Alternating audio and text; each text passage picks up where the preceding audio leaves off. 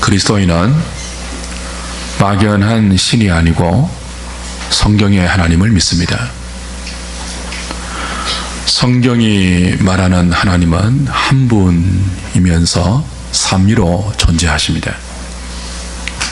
성부, 성자, 성령 세 위격으로 계시죠. 성부는 성자가 아니며 성령이 아닙니다. 성자도 성부가 아니고 성령이 아닙니다. 성령 하나님도 성부가 아니며 성자가 아닙니다. 성부, 성자, 성령 하나님은 모두 본질과 권능과 영원성과 속성이 같은 동일한 하나님이지만 서로 구별되며 독립적인 세 위격 혹은 세 실제입니다. 삼위 하나님이죠. 그러나 이 삼위 하나님은 완벽하게 상호 내주하고 계시며 상호 연합해 계시며 상호 침투해 계셔서 구별은 되지만 분리가 불가능한 완전한 하나의 하나님이십니다. 천상천하에 온 우주에 성경이 말씀하는 이 삼위 하나님 외에 다른 신은 없습니다. 사람들이 신이라고 이름 붙인 모든 신은 사람이 만들어낸 허구에 우상에 불과하죠. 그런 의미에서 성경이 말하는 우리가 믿어야 하는 하나님은 이슬람이나 유대교에서 말하는 단일 신이 아니고 유일하신 삼위 하나님이십니다. 통상적으로 성경에서 하나님이라고 하면 성부를 지칭합니다. 이 성부 하나님이 영원전의 사랑으로 성자 하나님을 낳으셨습니다. 그리고 성부와 성자는 영원전에 영원토록 성령을 나오게 하셨습니다. 인간의 관점에서 누가 누구를 낳았다, 누가 누구에게서 나왔다 그러면 그 시작이 있죠. 그러나 성부와 성자와 성령이 낳고 나오시는 이 관계는 시간이 존재하기 전 영원전에 영원토록 낳고 나오시기 때문에 그 어느 분도 존재하지 않았던 적이 없습니다. 시작이 없습니다. 성부가 존재하지 않았던 적이 없었던 것처럼 성자도 존재하지 않았던 적이 없었고 성령도 존재하지 않았던 적이 없습니다. 삼위 하나님 모두 영원토록, 영원부터 영원토록 영원히 존재하는 무한한 하나님이십니다. 우리는 이 성경이 가르치는 대로 삼위 하나님만이 유일하신 하나님이라는 일체성을 믿고 동시에 이 유일하신 참 하나님이 성부와 성자와 성령으로 계시는 삼위성을 동시에 믿어야 합니다. 하나님은 고독한 단일신이 아닙니다. 영원전부터 서로 함께 사랑 안에서 교통하셨던 삼위 하나님이십니다. 제가 왜 삼위 하나님을 이야기할까요? 저와 여러분이 삼위 하나님을 알고 삼위 하나님을 믿어야 아버지 하나님을 알 수 있습니다. 지난주에 말씀드린 것처럼 하나님은 이 세상을 창조한 창조주 이전에, 만물을 통치하는 통치자 이전에, 죄인들을 죄에서 건져 구원하는 구원자 이전에 아버지로 계셨습니다. 우리가 요한복음 17장을 통해서 지난주에 확인했습니다. 창세전의 아버지는 아들을 사랑하셨습니다. 그리고 아들은 아버지의 사랑을 받아서 기쁨으로 그 사랑을 흘려 보냈습니다. 성령 하나님은 이 모든 사랑과 은혜를 교통하시면서 삼위간의 사랑을 완벽하게 누리고 계셨죠. 성부 하나님은 삼위 하나님 사이에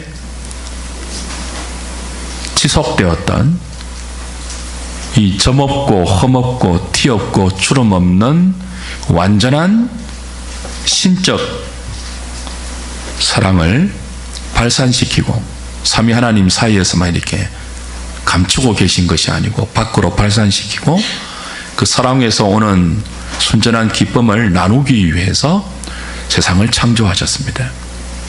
특별히 그 사랑과 그 기쁨에 인생을 동참시키기 위해서 인간을 하나님의 형상으로 지으셨습니다.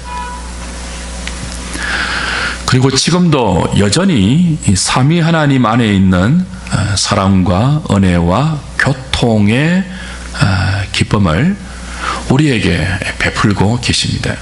성경이 하나님의 복을 말할 때 성부 하나님은 사랑으로 이야기하고 성자 예수님은 은혜로 표현하고 성령 하나님을 교통으로 말하는 이유가 여기에 있습니다. 그러므로 우리는 무엇보다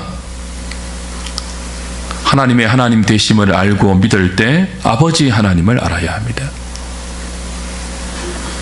아버지 하나님의 사랑을 경험해야 합니다. 그래야 바로 믿을 수 있고 제대로 신앙생활을 할 수 있습니다. 어떤 주일학교 교사가 아이들에게 하나님을 가르칠 때 하나님은 아버지와 같아 그렇게 설명했어요. 그러자 한 아이가 왈칵 울음을 터뜨렸습니다. 우리 아버지는 밤 12시에 들어와서 집에 있는 거 다 부수고 나를 때리는데 하나님이 우리 아버지와 같으면 너무 싫어요. 그런 하나님 미워요. 울음을 터뜨렸습니다.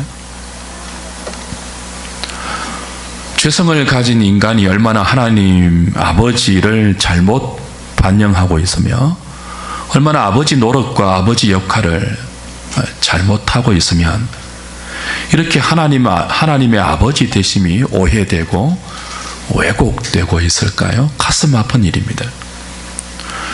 그러나 그렇기 때문에 그리스도인은 무엇보다 하나님의 아버지 되심을 알아야 합니다.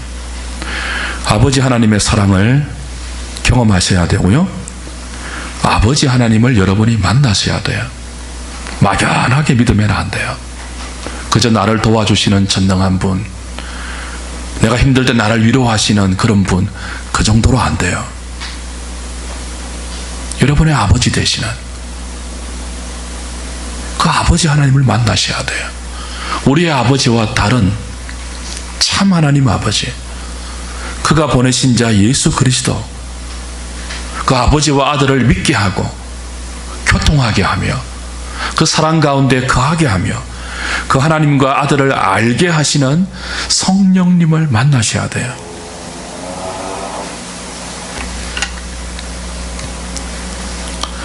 오늘 우리가 함께 보려고 하는 누가복음 15장은 잘 알려진 세 개의 비유가 이어서 등장합니다.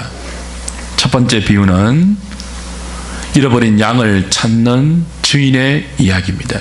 3절부터 7절까지죠.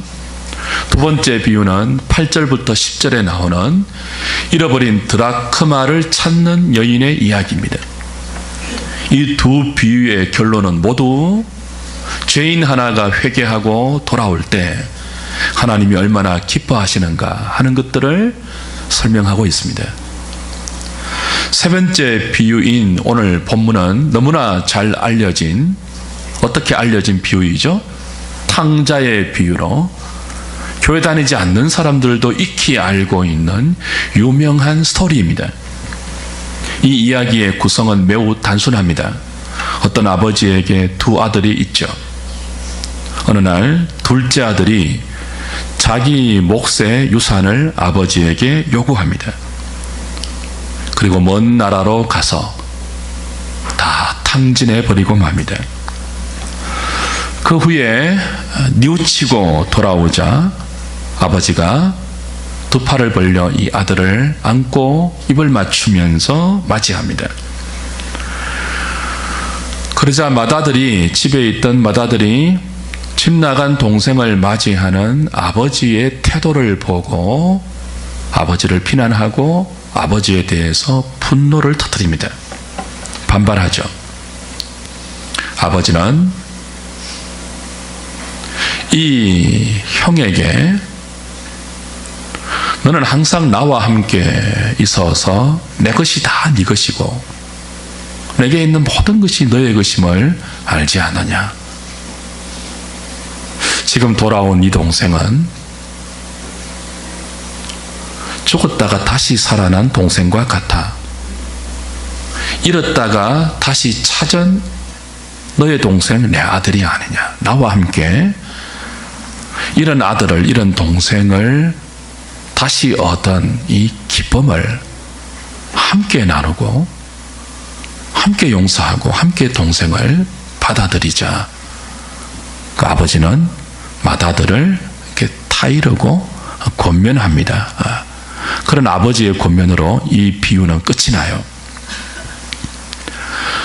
예수님이 이 세 번째 비유를 통해서 우리에게 말씀하시는 바가 무엇일까요? 1절부터 2절부터 3절까지 누가복음 15장 1절부터 3절까지를 보면 이 세 가지의 비유를 왜 예수님이 말씀하시는지 분명한 그 목적이 설명됩니다. 지금 이 메시지의 타깃이 누구입니까?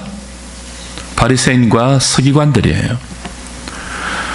많은 죄인과 세리들이 예수님께 나와서 예수님의 말씀을 들으려고 합니다. 그리고 예수님은 당신에게 나온 세리와 죄인들과 함께 식탁을 나누면서 교제하시죠. 이것을 본 바리새인들과 서기관들이 어떻게 저 사람은 죄인들을 영접하고 죄인들과 함께 음식을 먹느냐라고 수군거리면서 예수님을 비난했습니다. 그래서 예수님은 이 바리새인들과 서기관들을 타겟으로 해서 이 세 가지 비유를 연이어 말씀하고 이 비유를 통해서 무엇을 가르치고 있죠? 너희들이 비난하는 이 세리들, 죄인들, 그들과 함께 먹고 마신다고 비난하는 나, 그리고 비난하는 너희들이 누구냐 하는 것을 이 세 가지 비유를 통해서 설명하고 있습니다. 여기 나오는 서기관과 바리새인들이 바로 오늘 이 탕자의 비유에서 맏아들에 해당되는 거죠. 집 나갔다가 돌아온 동생은요, 세리와 죄인들로 상징되죠. 그리고 돌아온 아들을 기쁨으로 맞이하는 아버지는 하나님 아버지를 의미합니다. 흔히 탕자의 비유로 불리는 이 비유는 사실 이 둘째 아들만 탕자가 아니에요. 이 비유의 타겟이 서기관과 바리새인이기 때문에, 맏아들에 해당되는 서기관과 바리새인이기 때문에 집을 지키고 있는 이 맏아들도 사실은 탕자에 해당되는, 아버지께 정말 돌아와야 할 탕자에 해당되는 그런 의미가 있습니다. 그래서 이 비유를 예수님은 어떤 사람에게 두 아들이 있었다 그렇게 시작해요. 한 아들만이 아니에요. 두 아들이 있었다. 두 아들 다 뭐예요? 탕자라는 거예요. 하나들은 바리새인 같고 하나들은 세리와 죄인 같아요. 그 두 아들을 다 돌아오기를 기다리는 아버지가 하나님이십니다.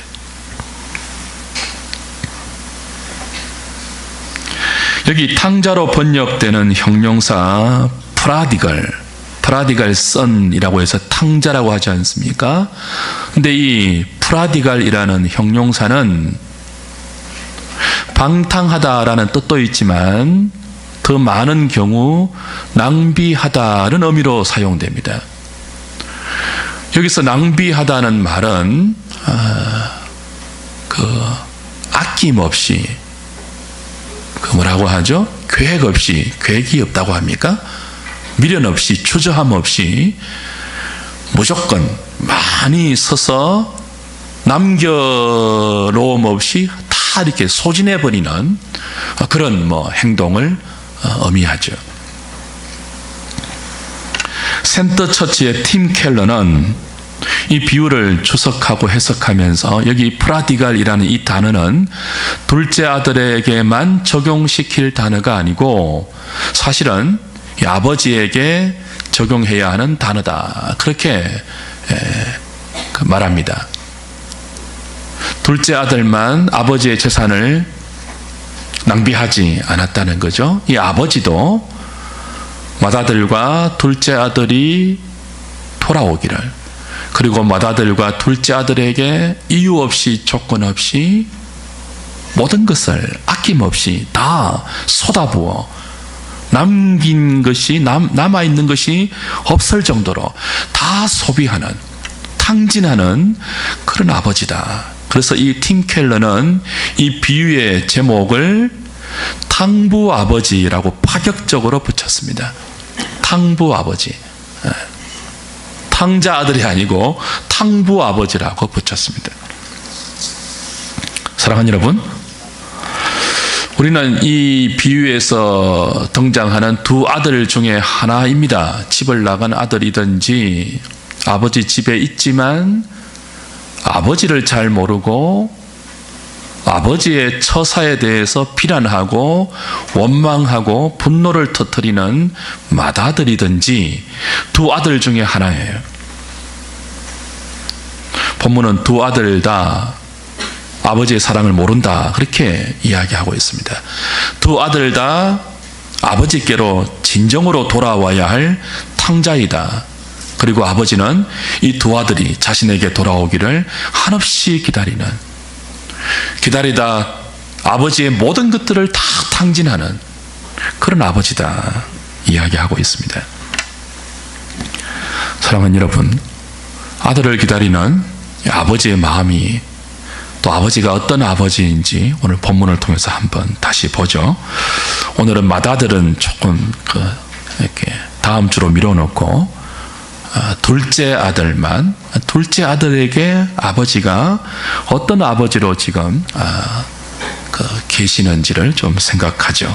12절, 13절 다시 한번 보겠습니다.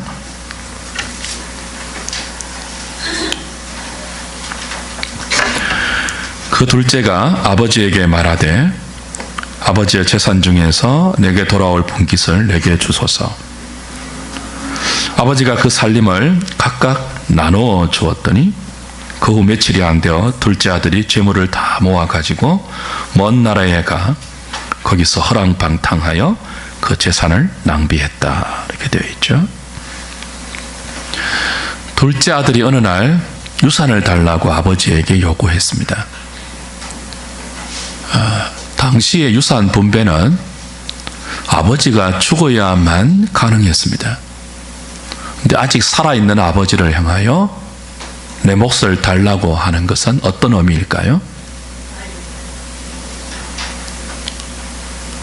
나는 아버지 당신을 좋아하지 않습니다. 내가 관심이 있는 것은 아버지가 아니고 당신의 재산밖에 없습니다. 그런 뜻입니다. 지금까지 당신이 죽기만 기다렸는데 아직 살아계시니 더 이상 못 기다리겠습니다. 나 내 몫을 받아서 내 갈 길을 가야 하겠습니다. 그런 뜻이에요. 차라리 죽으십시오. 그런 아들로서 할 수 없는 말과 행동을 둘째 아들이 보입니다.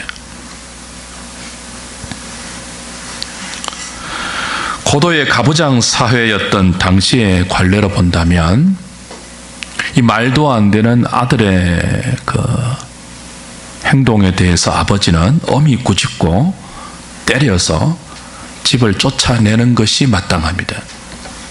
그런데 이 아버지는 그러기는커녕 오히려 자신의 살림을 두 아들에게 각자 나누어 줍니다.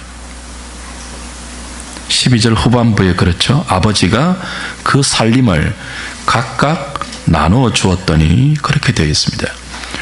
여기 살림이라는 단어가 의미심장한데요. 앞에는 재산, 분깃이라고 했지만 뒤에는 살림이라고 되어 있습니다. 이 살림이라는 단어는 비오스라는 헬라어인데 생명이란 뜻입니다. 그러니까 아들은 분깃을 원했죠. 자신 몫의 재산을 원했지만 아버지는 그 재산을 주면서 뭐까지 주었다는 거예요? 당신의 생명까지 주었다는 뜻입니다. 아버지는 아들에게 단지 재산만 주지 않습니다. 생명을 줍니다. 그게 아버지입니다. 아버지는 재산과 더불어 자신의 생명을 아들들에게 나누어 주었습니다. 그런데 아버지의 재산과 아버지의 생명을 나눠 받은 아들이 어떻게 합니까? 오늘은 둘째 아들만 본다고 했죠? 먼 나라에 가서 곱비 뿔린 망아지처럼 허랑방탕하게 아버지가 나누어준 재산을 다 낭비합니다. 이건 단지 재산만 날려버린 것이 아니라고 했죠? 아버지가 나눠준 아버지의 생명까지 탕진하는 것입니다. 그러고도 이 둘째 아들은 자신이 한 행동이 무엇인지를 깨닫지 못하다가 돼지가 먹는 지엽 열매도 먹지 못하는 비참한 신세가 되었을 때 비로소 아버지의 집을 떠올리고 아버지를 생각하고 집으로 돌아갈 마음을 품습니다. 그는 돼지보다 못한 비참한 그리고 처량한 신세로 전락했을 때 비로소 자신이 아버지께 죄를 지어 아들의 자격을 상실한 말도 안 되는 아들 노릇을 했다는 것을 깨닫게 됩니다. 그래서 자식이 아니라 품꾼의 하나로 받아달라고 간청해 볼 양으로 집으로 돌아가죠. 그런데 이 아들을 대하는 아버지를 보십시오. 이 아들이 어떤 아들이라고요? 아버지의 사랑을 거부하고 아버지의 아버지 되심을 싫어하고 아버지의 재산만 요구했던, 아버지가 죽더라도 자신에게 와야 할 그 재산만 요구했던, 그가 무도했던 아들입니다. 살아있는 아버지의 가슴에 대못을 받고 아버지의 생명과 같은 유산을 가지고 집을 떠나 허랑방탕했던 불효막심한 아들이죠. 못난 아들입니다. 그러니까 아버지는 이 아들로부터 사랑을 거부당한 아버지입니다. 말도 안 되는 배신을 당한 아버지예요. 대개 우리는 내가 쏟은 사랑이 거부되거나 외면될 때 그 거부당한 사랑을 최대한 거두어 들여서 우리의 아픔을 최소화하려고 합니다. 때로는 거부당한 사랑의 고통과 아픔이 너무 크면 분노하고 화가 나서 복수하기도 합니다. 그러나 이 아버지는 아들에게 너무나 큰 사랑이 거부당하는 아픔과 배신의 고통을 경험하고도 자신의 목숨을 찢어 아들에게 내어주었을 뿐 아니라 줄곧 자신을 찢은 그 아들을 기다리면서 고통과 아픔을 견디어 오고 있습니다. 그러다가 돌아오고 있는 아들을 봅니다. 20절 보시면요. 이에 일어나서 아버지께로 돌아가니라. 아직도 거리가 먼데 아버지가 그를 뭐하죠? 보고 측은히 여겨 달려가 목을 안고 입을 맞추니라고 되어 있습니다. 아들은 돌아오면서도 아버지에게 돌아오면서도 아버지를 아직 보지 못해요. 거리가 멀어서. 근데 거리가 먼데 아버지는 돌아오고 있는 아들을 봅니다. 아들은 보이지 않아도 아버지는 아들이 보입니다. 아들은 아버지가 안 보여요. 여러분, 운동회 때 아이들이 얼마나 운동장에 많습니까? 근데 부모는요, 뒤통수만 보고도 자기 자식 알아봅니다. 그게 아버지입니다. 자식들은 아버지 몰라요. 어머니 몰라요. 근데 부모는 알아봅니다. 아들은 아버지가 보이지 않아도 아버지는 집 나간 아들이 돌아오는 것이 다 보입니다. 우리가 믿는 하나님이 이런 아버지 하나님이에요. 비록 자식이 자신의 생명을 찢어놓는 그런 고통을 주고 집을 나갔다 할지라도 아버지는 그 아들을 측은히 봅니다. 여러분, 집 나간 아들을 보는 아버지의 눈은 차가운 검사의 눈이 아닙니다. 돌아와 봐라 이놈 자식만. 상응하는 벌과 대가를 지불하고 아버지 집을 나간 결과가 무엇인지를 똑똑히 알게 해줄 것이다. 아버지의 눈은 그런 검사의 눈이 아닙니다. 자신의 생명을 찢어놓고 자신의 가슴에 굵은 대못을 박았다 할지라도 자식을 향한 아버지의 눈은 언제나 그 자식을 측은히 보는 한없는 긍휼의 눈입니다. 주 안에서 사랑하는 여러분, 여러분이 믿는 하나님이 어떤 분입니까? 오늘도 우리의 아버지는 못난 저와 여러분을 한없이 측은히 보시는 긍휼의 눈으로 바라보고 계십니다. 사실 저와 여러분이 어떤 아들입니까? 여러분이 하나님의 사랑 안에 거하는 것을 좋아하십니까? 하나님 그분 자체를 좋아하십니까? 아니지 않습니까? 우리는 입술로 하나님 한 분만으로 만족한다고 하면서 하나님이 내가 원하는 그 무엇을 주지 않으면 아버지 맞냐고 원망하고 대들고 내 것을 달라고 하나님의 생명을 찢어놓는 그런 아들 아니던가요? 여러분, 하박국의 고백처럼 없고 없어도 구원의 하나님만으로 기뻐하고 즐거워하는 아들이 맞습니까? 무화과 나무에 열매가 없고 포도나무에 열매가 없고 감람나무에 소출이 없고 논밭에 식물이 없고 우리의 양이 없고 외양간에 소가 없어도 여러분은 하나님 되심 그 하나 때문에 즐거워하고 있습니까? 아니지 않습니까? 저와 여러분은 탕자예요. 우리는 하나님을 온전히 기뻐하지 않잖아요.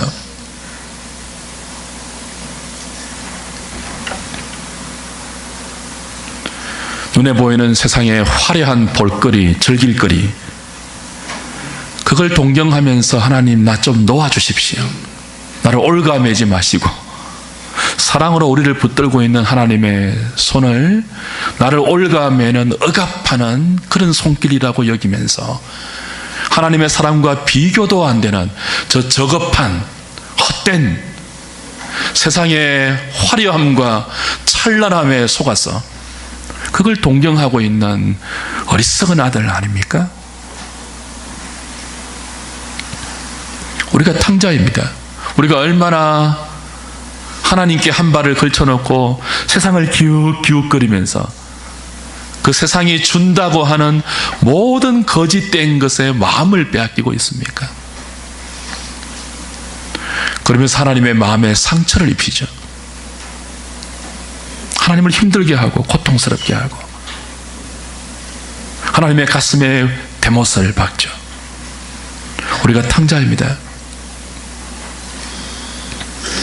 그런데 우리의 하나님 아버지는 이런 우리를 검사의 눈으로 바라보지 않습니다. 측은히 보시면서 얘야, 내가 아버지로 너와 함께 있는 이 집을 떠나서 얻는 즐거움, 나를 떠나서 추구하는 쾌락, 모두 내가 네게 준 생명을 낭비하는 것이고 그 안에 참된 것은 아무것도 없단다 말씀하시면서 끊임없이 그걸 동경하는 어리석은 사람들을 불쌍히 보시며 하나님께로 참으로 돌아오기를 기다리고 있는 아버지 하나님이십니다. 우리 아버지 하나님은 설령 우리가 진짜 교회를 떠나고 아버지 품을 떠나고 그 집을 떠나 아버지가 우리에게 나눠주신 그 귀한 생명과 시간과 재산과 열정과 모든 것들을 다 낭비하는 그 순간에도 우리를 바라보는 긍휼의 눈을 거두지 않습니다. 기다리고 계십니다. 일거수일투족을 바라보시면서 야, 그렇게 하면 안 된다. 돌아오라. 기다리고 계십니다. 우리가 다 빼앗기고 이런 나를 받아주실까?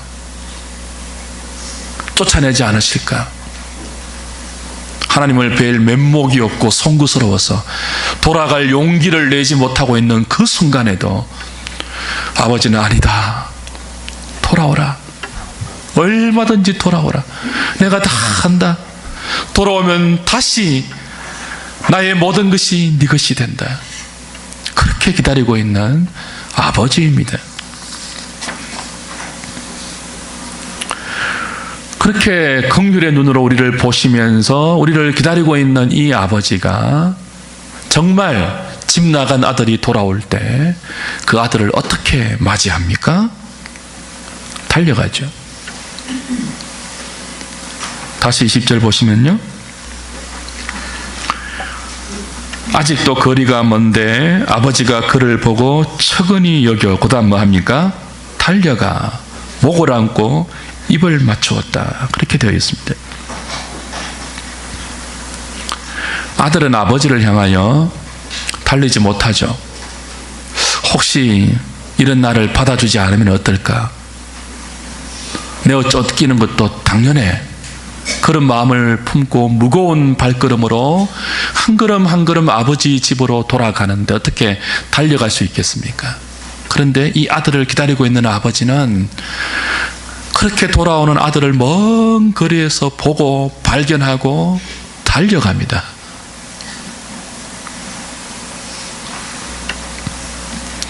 고대 중동의 기품 있는 가부장은 절대로 달리지 않습니다. 어떤 일이 있어도 아버지는 달려가지 않습니다. 체면이 있죠. 체통이 있죠. 고대 근동의 가부장적인 사회에서 아버지는 아주 근엄한 아버지였습니다. 절대로 다리를 드러내면서 달려가는 일은 상상할 수가 없는 일이에요. 그런데 이 아버지는 체면을 무시하고 아들을 향하여 달려갑니다. 무엇이 아버지로 하여금 달리게 합니까? 아들을 향한 사랑이죠. 하나님께서 지금 저와 여러분에게 이렇게 달려오고 계십니다. 집 나간 아들이 돌아올 때 달려오는 아버지, 그와 같은 우리의 하나님. 달려올 뿐 아니고 이 아버지는 돌아온 아들의 목을 안고 입을 맞춥니다. 아들이 면목이 없어서 나를 아들의 하나로 여기지 말고 나를 아들처럼 여기지 말고 품꾼의 하나로 여기셔도 됩니다. 난 아들의 자격이 없습니다. 그렇게 아버지에게 회개할 때 이 아버지는 계속 목을 끌어안고 이 아들에게 입을 맞춥니다. 여기 목을 끌어안았다, 입을 맞춘다는 동사는 헬라어로 계속되는 행동을 의미하는 시제예요. 그러니까 한 번만 목을 안고 한 번만 입을 맞춘 것이 아니고 목을 안고 끌어안고 입을 맞출 때 아들이 너무나 송구스러워서 내가 아버지께 죄를 지었습니다. 나는 아들의 자격이 없습니다. 품꾼처럼 여기도 항송합니다. 다시 아버지는 그 아들을 끌어안고 다시 입을 맞추면서 얘야 아니다. 네 마음 다 한다. 이렇게 돌아오니 얼마나 기쁜지 모르겠다. 너는 여전히 내 아들이다. 그러면서 새 옷을 입혀줍니다. 발에 새로운 신발을 신겨줍니다. 반지를 끼워주죠. 아들의 신분을 확정시켜줍니다. 얘야, 너는 품꾼이 아니야. 나는 너를 한 번도 품꾼으로 여긴 적이 없어. 네가 아들 노릇을 못해도 너는 나에게 영원한 아들이야. 새 옷을 입히는 것 신분이에요. 반지를 끼우는 것 신분이에요. 발에 신발을 신기는 것도 아들의 신분을 다시 확정시켜주는 아버지의 사랑이죠. 이 아버지는 아들이 돌아와서 회개하기 때문에 아들을 용서하는 아버지가 아닙니다. 이 아버지는 이미 아들을 용서해 놓고 돌아오기만 기다리고 있는 그런 아버지이죠.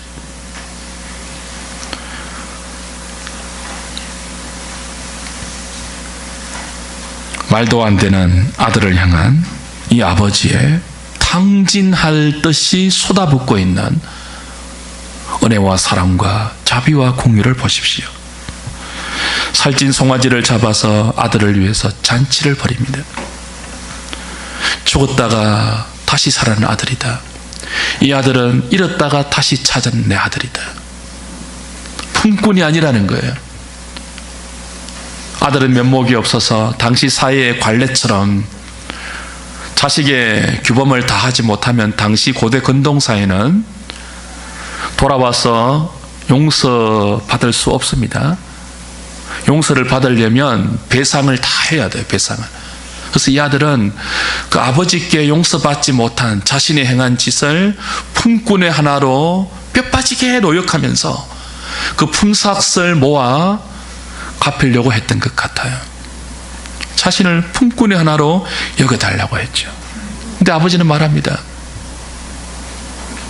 나는 네가 품꾼으로 뼈빠지게 일해서 그 품삯을 모아 빚을 다 갚을 때 그때 너를 아들로 다시 인정해 주는 것이 아니고 지금 아무것도 안 하도 돌아오는 지금 나는 너에게 새 옷을 입히고 반지를 끼우고 신발을 신기고 살찐 송아지를 잡아서 너를 내 아들로 인정하는 그런 아버지다 가르쳐주고 있습니다. 너는 내 힘으로 아들의 자격을 다시 찾은 것이 아니고 값없이 주는 아버지의 아버지됨 때문에 아무 조건 없이 그 아버지의 사랑 때문에 아들의 신분을 회복했다. 그걸 우리에게 이 비유가 가르치고 있죠. 여러분, 이때 이 아들이 무엇을 깨달았겠습니까? 아버지의 집에는 양식만 풍족한 것이 아니고 무엇도 풍성하다는 것을 맛보고 있죠. 은혜와 사랑과 자비가 풍성하다는 것을, 마치 그걸 탕부 하나님이라고, 탕부 아버지라고 할 정도로 쏟아붓고 다 쏟아붓는 그런 아버지의 사랑이 그 아버지 집에 있다는 것을 깨달았겠죠. 아버지의 사랑으로 용서받지 못할 악은 없습니다. 하나님 아버지의 은혜로 덮지 못할 죄는 없습니다. 추석가들 중에는 이 본문의 비유가 아버지의 한없는 사랑은 보이지만 아들의 그리스도의 속죄가 보이지 않는다. 그래서 전통적으로 해석하는 것을 반대하는 주석가들이 있습니다. 그러나 그렇지 않습니다. 여기에 표면적으로 그리스도의 속죄가 보이지 않지만 이 비유 전체가 우리를 이끌어가는 지점이 어디입니까? 우리의 참 맏아들 되시는, 이 비유에 나오는 맏아들은 돌아온 동생을 맞이하는 아들에게 분노했지만, 서기관과 바리새인처럼 분노했지만, 하나님의 진짜 독생자 예수님, 우리의 참 형제 되신 예수님은 비유의 맏아들과 같지 않는, 우리를 위해서, 집 나간 동생을 위해서, 그 집 나간 동생이 아버지 집으로 돌아올 길을 열어주기 위해서 아버지 대신 동생을 찾으러 간 진짜 맏아들이죠. 예수님은 우리를 찾기 위해서 하나님과 근본 동등된 그 본체를 버리시고 사람의 형체를 입고 여기 와서 우리가 아버지께 용서받을 수 있도록, 그리고 아버지께로 돌아갈 수 있도록 우리의 모든 죄를 짊어지고 십자가에 죽임당한 그런 맏아들입니다. 비유에 나오는 서기관과 바리새인 같은 아버지의 처사에 대해서 분노하고 화를 내는 그런 맏아들이 아니고, 말도 되지 않는 극악무도한 동생이 다시 아버지의 집으로 돌아올 수 있도록 몸소 동생을 찾으러 나간, 그리고 동생을 위해서 자신의 모든 생명을 다 내어준 그런 맏아들이 예수 그리스도입니다. 성부 하나님은 그런 아들을 우리에게 내어주신 아버지입니다.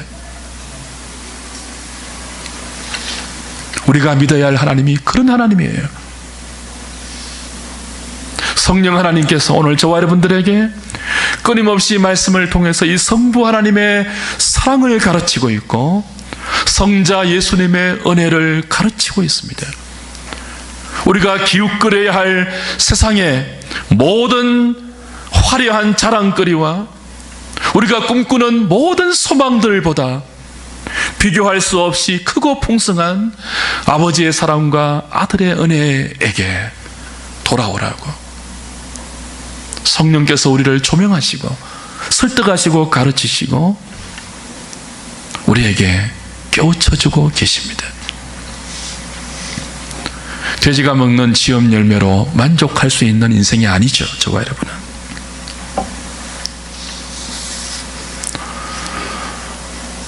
우리가 믿는 삼위 하나님은 그저 우리가 꿈꾸는 것을 도와주는, 우리의 문제를 해결해주는 전능한 해결사 정도가 아닙니다. 우리에게 오는 불행은 다 막아주고 우리에게 먼 행복을 끌어다주는 그런 신 정도도 아닙니다. 자신의 생명을 내어주면서까지 우리에게 분깃을 나누어 주시고 그 분깃으로 만족하지 아니하고 당신의 모든 것을 우리에게 주시기를 원하는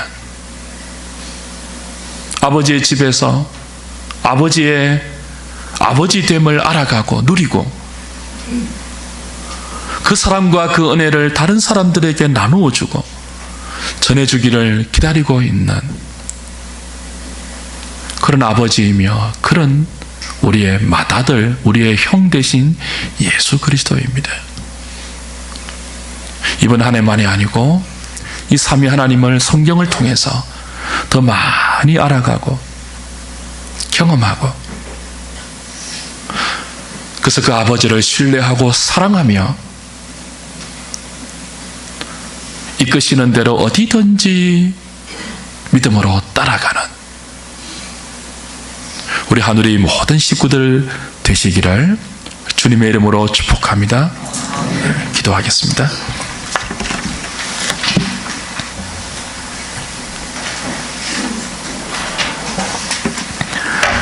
하나님, 우리를 하나님의 형상으로 지으시고 하나님의 자녀로 불러주셨습니다. 그러나 우리는 늘 집 나간 둘째 아들과 같이 극악무도하고 오만불손하며 참으로 불효막심한 그런 자식들이었습니다. 하나님을 사랑하지 못했고 하나님이 우리에게 주실 수 있다고 믿는 그 봉깃만, 재산만 탐하고 추구하고 소원하는 못난 자식들이었습니다. 시시때때로 아버지의 가슴에 대못을 박고 피 흘리게 만들고 찢어지게 만들고 아프게 하고 고통스럽게 했던 어리석은 자녀들이었습니다. 그러나 이런 우리를 측은히 보시면서 긍휼의 눈으로 기다리고 있는 아버지 하나님을 다시 배웁니다. 자식 같지 않는 자식이지만 한 번도 품꾼으로 대하지 아니하시고 돌아오기만을 기다리는, 우리가 돌아오기 위해서 쏟을 수 있는 모든 하나님의 열심과 사랑과 지혜와 능력을 아낌없이 다 쏟아부으셔서 마치 탕진하듯이 쏟아부으시는 그런 아버지 하나님을 보았습니다. 집을 나간 우리가 아버지께로 돌아올 수 있도록 하나님의 독생자가 손수 육신을 입고 이 땅에 오셔서 우리가 아버지 집으로 돌아갈 수 있는 진리의 길을 열어놓으셨고 생명의 길을 마련해 놓으신 것 다시 배웁니다. 그리스도의 은혜를 통하여 아버지께로 담대하게 나아가는 주의 백성들 다 되게 하여 주시옵소서.